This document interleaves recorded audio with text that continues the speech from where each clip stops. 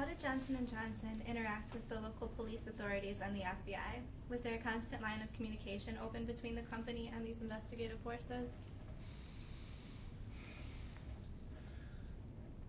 It was one of the most widely investigated murders cases in the nation's history.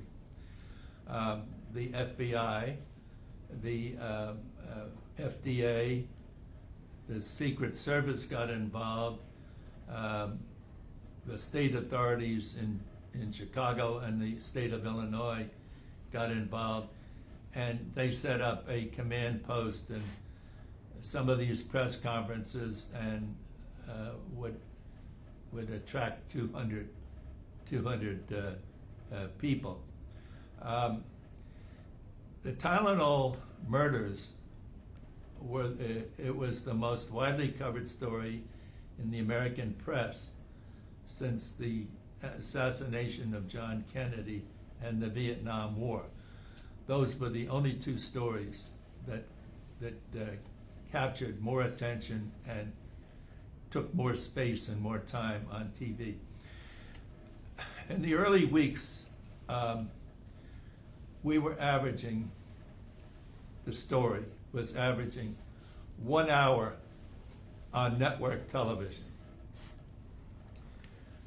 1 hour on network television per day, which is a tremendous amount of time to be devoting to any one story. Larry, you, Jim Murray, other people on your staff had years of background in journalism before becoming a public relations practitioner with Johnson & Johnson. You were a night editor for several years, so you're used to unusual stories and unusual situations, from your past.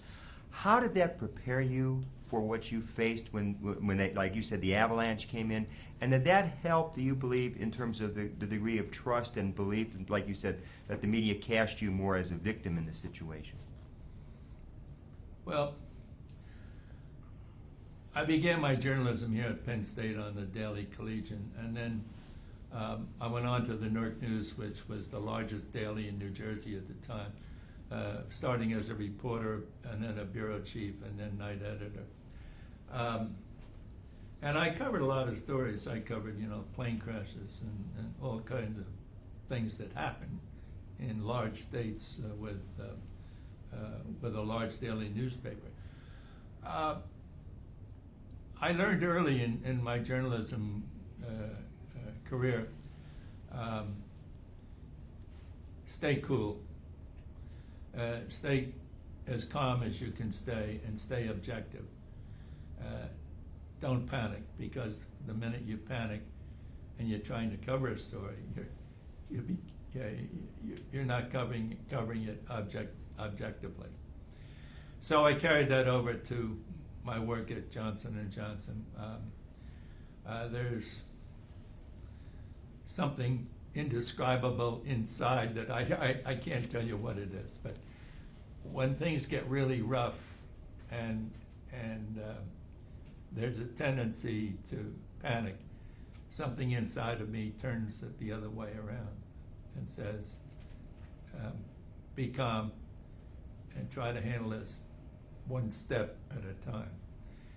If you look at problems and you try to deal with them, and you look at the enormity of them, they can be overwhelming. But if you take one step at a time, you have a much better chance. So I think those lessons from my journalism days unquestionably helped during this situation. And,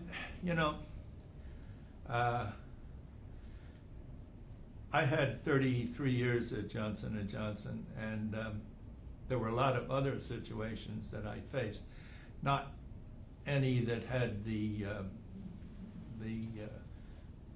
public appeal and the press appeal of Tylenol. But when I joined Johnson & Johnson in 1957, it was a $300 million company. And I went there from the Newark News, and I was hired to help form the first public relations department at Johnson & Johnson. And I stayed 33 years, and while I was head of public relations, the company grew 40 times larger. So from 300 million to 10 billion, there's a lot of growth and a lot of things happen. And there were a lot of less traumatic events, but important for the growth of the business. So my point is, while Tylenol stands in a class by itself as being one of the best known, if not the best known, crises in American business, in the growth of a company, there are a lot of other things where you have an opportunity to contribute. And yes, it was a huge event, but in my eyes, being able to head public relations of when a company grows 40 times larger, to me that's much more important than being head of public relations during Tylenol.